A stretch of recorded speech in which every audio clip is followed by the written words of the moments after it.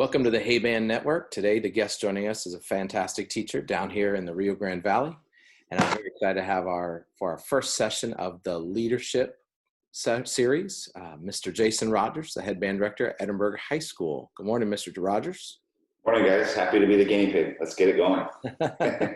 All right, so we're going to talk about leadership within the Edinburg High School Bobcat Band. So first, just tell us about yourself, about your program, about your school. Yeah, good morning, guys. Well, my name is Jason Rogers. I'm at Edinburg High School. I've been teaching down here in the valley, the Rio Grande Valley, for 23 years. I've been here at Edinburg High. This is my 19th year since 2002 school year. I started my career at Edinburg North High School with Mr. Willie Bettis, 1998 through 2000. Then I was in La Jolla for a year with Mr. Ruben Adame, 2000, 2001. And then I was fortunate enough to be hired at Edinburg High School in the fall of 2002. Awesome. And how big is your program? What kind of my school size? I have 165 brass, woodwind, and percussionists, and we have 40 in the color guard, so about 205. Our high school is a 6A high school, right around 2,400, between 24 to 2,600 students. And, we are 6A, and then we are just working to, always keep improving and get those numbers going, and a lot of representation through the program. Cool. And tell us about your program. Concert bands, marching band, other ensemble stuff you have. We have our marching band that participates in all our UIL functions. We traditionally do the BOA, the USSBA, as well as what our UIL requirements are. We are fortunate enough to have 2 jazz bands in addition to our regular concert program that perform at local festivals and do community service type things that are asked of whenever we need groups to play for openings or memorials or things like that we have. We also have a winter drum line that's very competitive. They do WGI regionals, they do WGI super regionals, and they've been fortunate enough to go to the world championships. And we have 2 color guards, JV guard and a varsity guard, and they've performed through the TCGC as well as the TECA competition series, and then they've gone to WGI regionals and super regionals. Our groups at the high school consist of 3 concert bands. We have our honors band, which is our varsity group, our non-varsity, which is our symphonic band, and our sub-non-varsity, which is our concert band. They've, we perform at pre-UILs, we perform for pep rallies, things like that, as well as, do our UIL concert and sight reading contests. Cool. Very good. Big program. Lots of ensembles, opportunities for the kids. Talk about your staff. I know to make these things work, it takes a great staff. So who's on your staff, and real quick, what are their roles within that? Yeah, for sure. As is anything, it takes everyone to run the ship. And I'm blessed with 5 great coworkers. First off, with our color guard, it's Ms. Denisha Rickena. She's been with us for 3 years now. She does an amazing job. Not only does she teach our color guard and our color guard program in our color guard class, she's also a career and technology teacher within our district. So she has that responsibility as well. Working with our drum line at the 6th grade all the way through 12th grade is Mr. George Martinez. He's been with us about 10 years now, and he's a fantastic teacher. Starts the beginners in 6th grade, progresses them through 8th, and obviously has them with us in the high school. We also have Mr. Moises Tobias. He's the conductor of our symphonic band, our non-varsity group, as well as our jazz band 1. And he also runs everything marching. He helps with organizing, the drill, organizing the staff, getting us organized as far as what we're going to work on through today, teaching the drill, doing the basics, doing the visual, the workouts. So he's kind of the one that kind of spearheads all of that, and is very instrumental in getting that process going. Mrs. Ivy Moyeda, she does our 2nd jazz band. She deals with clarinets, basically 6 through 12. She works at Memorial Middle School part of the day, Barrientos Middle School part of the day, and then comes to the high school. She's really in charge of our physical fitness program, getting the kids, in shape, getting them ready to do the activities that are required of them. And she also takes care of our uniforms. Amazing, great, wonderful person. And then we have Mrs. Amanda Enriquez. She does our concert band, our sub-non-varsity group, as well as helps with the flutes and saxes 6 through 12. Her main focus is at Bonientos Middle School, and then she is also with us here at the high school. In addition to that, her extra duties would be she really is instrumental in our AP theory, our music technology class that we have. She's also the sponsor for our Triumph Music Honor for the National Honor Society, and she's also real instrumental in the leadership. She's the one that takes care of our leadership camp, takes care of our leadership auditions, the drum major camp, drum major auditions, and just basically all the things that go with that. Very cool. Great people on your staff. All right, let's talk about leadership, because that's what we're here to do today. So let's dig in. Talk about your leadership program and what kind of leader leader roles do you have assigned in your team? Great. Yeah, no problem. We, as is with any program, it's very detailed as far as what's expected of the students from a leadership standpoint. We utilize our leadership team not only to kind of spearhead what the students' needs and wants and what the expectations are, but we also use them, for little things from copying music to helping with uniforms to painting dots to helping with sectionals. So it's a wide range of what's asked of them. Basically, we kind of try to model ours off of the Tarpon Springs leadership, Kevin Ford, those guys. So we have our normal band captain, president, vice president, and then we have like secretary, those kinds of the responsibilities that go with it, or those kinds of offices, as well as class representatives, and that's made up of our band council, and that is chosen by the students. So if you are interested as a senior, junior, for whatever position, you have to fill out an application. You have to fill out a questionnaire, a point tally system, and then a peer evaluation. And once that's done, then you can turn in kind of like your ballot. And then from that point on, we have elections for the band officers, and those are really the student representatives of our program. Then we have the other portion, which is what I say is like who we choose. So we have our section leaders, we have our brass captain, our woodwind captain, those kinds, those people, and they have to fill out a similar application. Basically, it's the same with the exception of what office are you running for, or what office, why do you choose to be a section leader on the leadership team? And then they have an audition in a normal world, they have an audition in May where they kind of go through everything. They go through a box drill, they set stuff up as far as teaching the kids mark time, left foot first, right foot first, and then we kind of go through with that, and then we have a point system based on how their achievement is and what we do with that. And then on top of that, and that's, like I said, everything from a drill instructor to a section leader to brass instructor to the overall captains that we've got. And then percussion, usually because percussion try out for their instruments a little bit later, we have a separate audition for them, but it's kind of, it's the same thing. It's just based on if they make snare, then they can be snare captain or things like that. So it's kind of like a to be determined once that's going. And then the color guard, kind of the same thing. It's kind of, they have the students that try out for color guard, and then they also try out for leadership team along with that. And then finally, we have our drum majors, which is very similar to the application process is similar.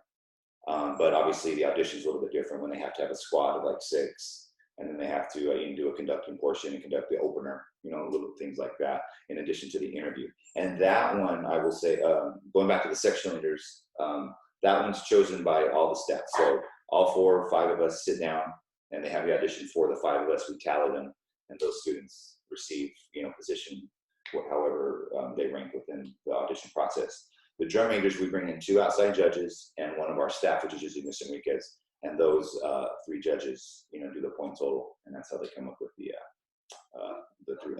3 drum majors that we have. Mm-hmm. Yeah. So your hierarchy is in your marching band leadership is drum major. Actually, no. I think of our band captain and drum major kind of being 1A, 1A. Yeah.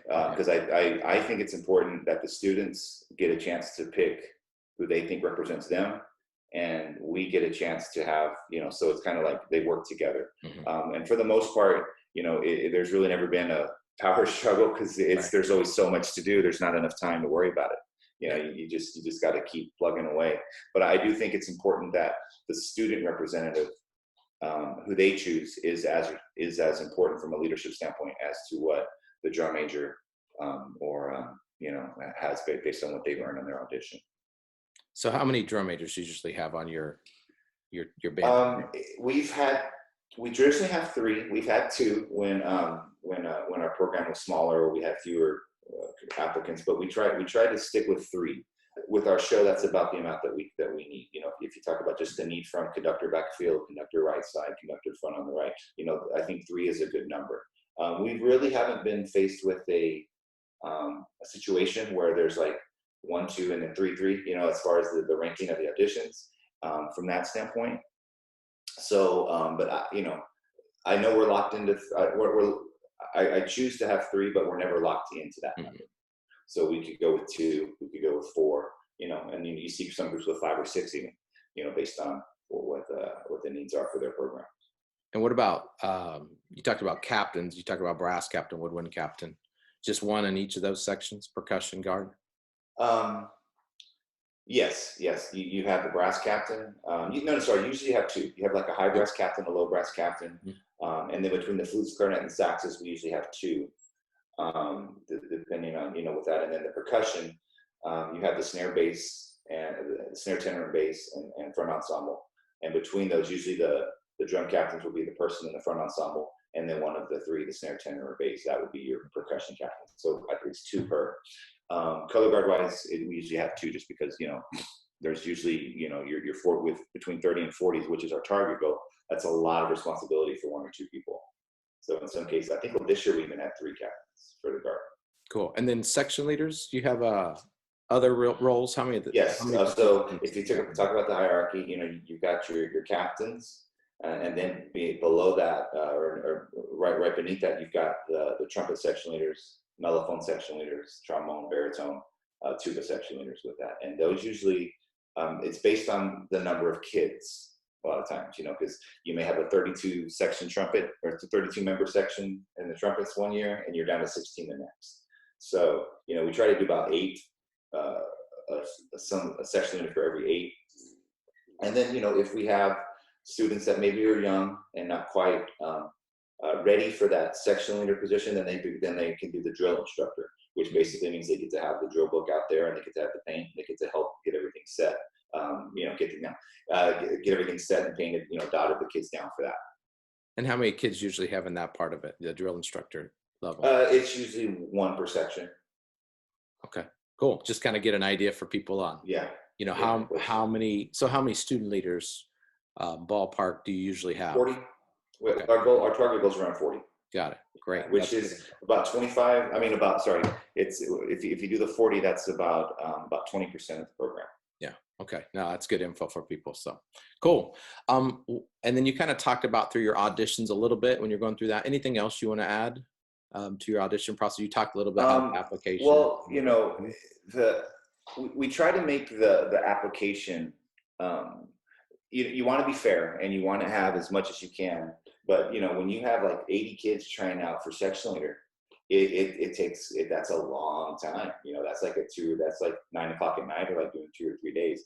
So we really try to isolate it to the kids that really have a vested interest in that. And with the leadership application, that really kind of takes that by 50%. So let's say if I make 80 copies, I pass out the 80 copies, I'll get about 40 back. Mm-hmm. So that's kind of like round 1 of the auditions, which is that leadership application. And that just has short answer questions like, why do you want to be a student leader?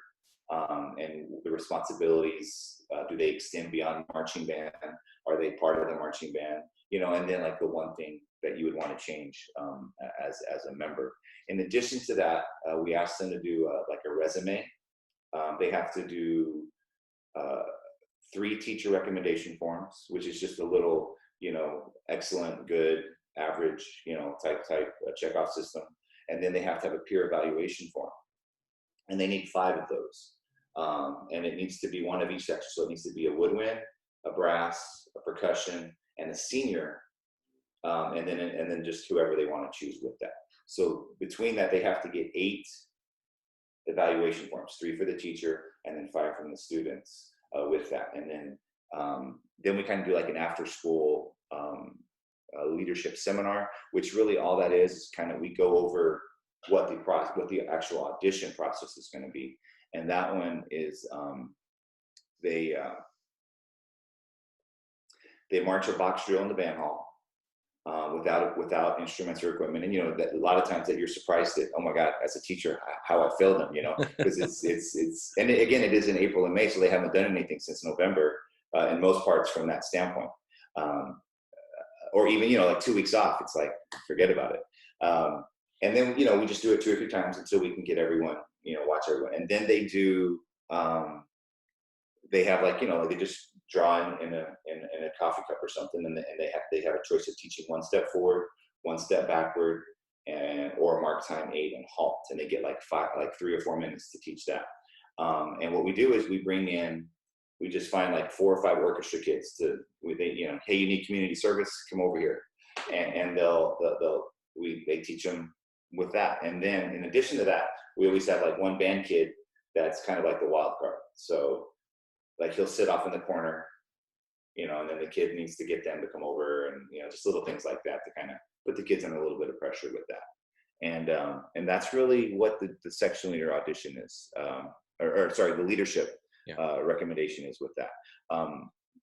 If they want to be like in the band council, which is the captain, vice captain, the one that's elected, they have to fill out the same form, but they just don't have the actual leadership, the section leader audition part of that. Very cool. Lots of stuff to it. So Yeah, once your leaders are set, what is your training process for them before they start digging in, working with everybody in the band? We usually use SASE, the Spicer Leadership Academy. They come in, and traditionally we've done, we've traditional years we do like schools out on last week of May, first week of June, and then we start right away. Like we'll do like the 2-day camp right away after that, because a lot of the kids we found have college classes. A lot of the kids have out of town, those kinds of things. So we try to say once school's out, it's out. So we try to finish that up, and then we're done. And then we bring them in 2 days earlier in July to get everything organized as far as what we're going to be teaching, how we're going to be going, the expectations with that. But like we bring, like I said, the leadership team, Sassy comes in and helps us out with that camp the last 2 days before we dismiss for the summer. And then they come in 2 days early in July before, the madness of summer band starts. Right. And do you do anything for your drum majors? Do they do anything, a special camp or training? Yeah. And the drum majors not only do that, but they go to the Kingsville camp, the A&M Kingsville camp. I think it was with the Blue Devils. Cool. So Sassy and a little bit of System Blue through the camp. Yeah. And I think it's really good. Both of them do a great job, and the kids always come back excited and not only about their role, but they understand a little bit more of what's the expectations are going to be. Because with us, I need this, I need that, I need this, and they actually have time to sit with someone and talk about the specifics and the holistic view of what's expected from a drum major or the premier student leader in our organization, you would hope. Cool, very cool. So now that you've got them trained up, it's marching season and summer band. Mm-hmm. So how do you utilize your leaders through the summer band part? Well, obviously if it's a service position like the librarians or the field crew or things like that, and I consider usually most of those kids are also leaders in another way. So, they know their responsibility. If they're on the podium crew, they have to be there whatever time to get things. We usually have Friday afternoons off during summer band. Well, that's when the librarians get everything set for the week before. So just the nuts and bolts of it are taken care of. In addition to that, the drum majors assign the section leaders to come up with a calendar, like of making sure that the band hall's clean, that it's organized after practices, because there is always a lot going on with that. So just the going back to like just the specifics of that, we try to get that taken care of to help everyone so they come into a nice, clean environment, ready to go every day. The kids come in and they're set and ready to go on the field. Everything's set up as opposed to just the madness of moving everyone out there, right at whatever, 6:37 in the morning when we start with summer band. As far as the responsibilities as the leader, on those sides, we have a target goal of every day. Okay, so we're going to be we're going to start our morning practice at 6:30 to 6:50 is going to be workout. So that's kind of full group, everyone doing what they need to do. Then, quick break, water break, and then we start with basics. When we start with the fundies, we have the kids do the, Mr. Tobias will introduce the skill of the day. Once that skill of the day is done, then the kids kind of break off and they work on that just for more reps on it. And then we come back together, run it back and forth, and then we come in. Once we come inside, it's kind of the same thing with the setup. Okay, so we'll set up, arc it up. Usually I'm doing the brass, so we'll do all the brass, and then we'll split them up. Trumpets go here like that, And usually with that, it's like usually my lead trumpet, the first chair kid, he will take the third trumpets, and he'll work with those, and just kind of get going once we get to the specifics of like some music and things like that. Then we bring them back together, isolate what we worked on, and then we go on with that. So, just from the music side. Once we get to learning drill, the section leaders, the leadership team, they have a set of drill, whether it's on their a notebook or things like that, and then they have their section that they're responsible for. So, trumpet section leader 1, he's responsible of T1 through T7 or T8. And then he gets them set, and they set the form, and then they paint it, they dot it. We have a grass field, so we're kind of there with that, getting that going. And then that's how we kind of help out with the drill, because even all the way to the end of the season, there's still kids that kind of still looking at their dot. They're still kind of so it's just it's always an adventure with that, and they kind of help out with that. And then again, within the leaders, sometimes they aren't quite ready for, you look at a drill versus your spot, and it just kind of, it takes a team to get that going. And then from that standpoint, from that point on, once we get the drill set, we're clear. Now, once we get further in the season, they have an opportunity to work a certain section. So they'll run, if we're bogged down with the saxophones here on side 1, Mr. T needs to work with the low brasser. Well, at least kind of leaves the trumpets just standing around. And we'll the section leaders will have something, everything from doing push-ups to working on, company front, something, there's always something we can find, or the visual, run the visual, that we, in the production one, at the end, trying to get that going, as far as what the visuals that we introduce, some things like that. So we always try to keep them engaged and active into what we're doing with the kids. Cool. And do they stay with a set group, or is it just whoever's near, or just mainly section based? Well, I guess at the beginning, yes. So, once the show starts, it's trumpet 1 all the way through trumpet 16. But once you get to page 4, it's all a mess. Right. So, we've experimented with different things where trumpets are going to have between the 45 and 40, side 1, and then break it down like that. And then, or, the even number. So it kind of varies according to that. Cool. One other thing that we do is with like the pass-offs. We utilize them to help us out with some of the simpler stuff, just like 1A, 1B, or long tone 1 that follow through. They just make sure the kids know that.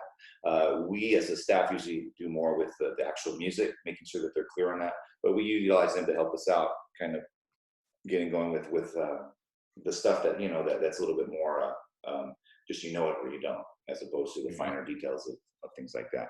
And that's really kind of how we utilize them with their responsibilities. Cool. So marching season's over. So after marching season, how do you utilize your leaders, or what role do they take on as you move through November to May? How do you utilize them, or is it more of a marching band component? It's more of a marching band component. Of course, our goal is always to utilize them for the whole season.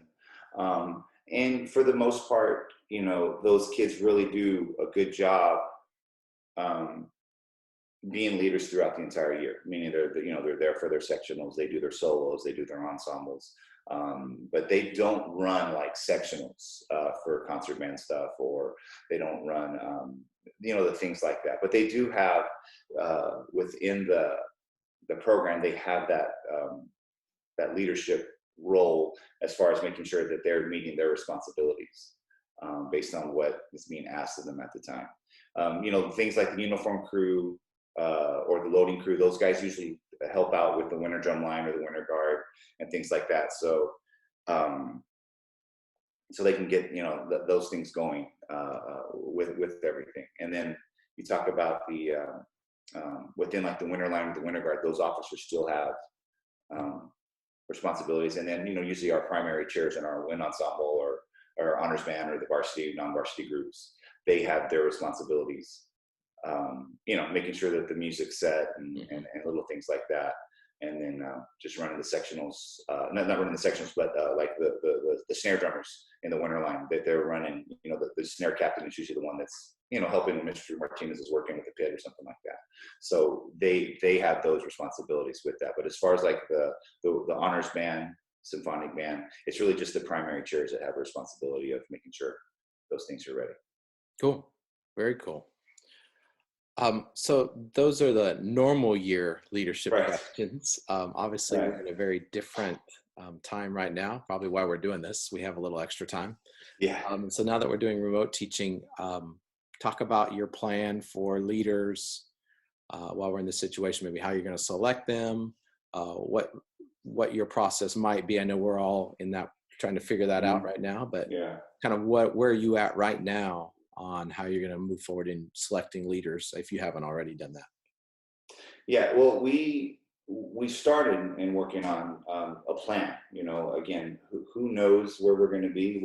And like with anything, like we're allowed to use Zoom now. Who knows if that changes in 2 or 3 weeks? Based on what's going on within the district. But as it stands now, we're trying to think of making everything just, virtual online, so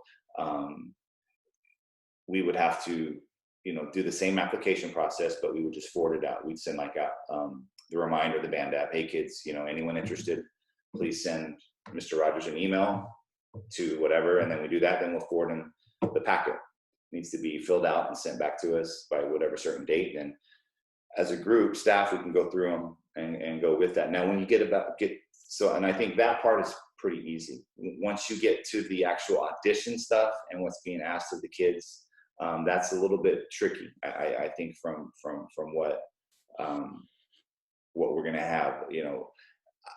I'm not real sure. The section leader leadership, I think, will be fine.